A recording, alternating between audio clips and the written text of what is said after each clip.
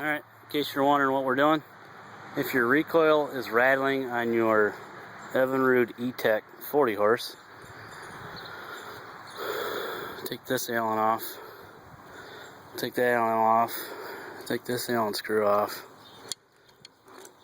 take your recoil off, check that bolt, it's nice. These three here are stripped right out.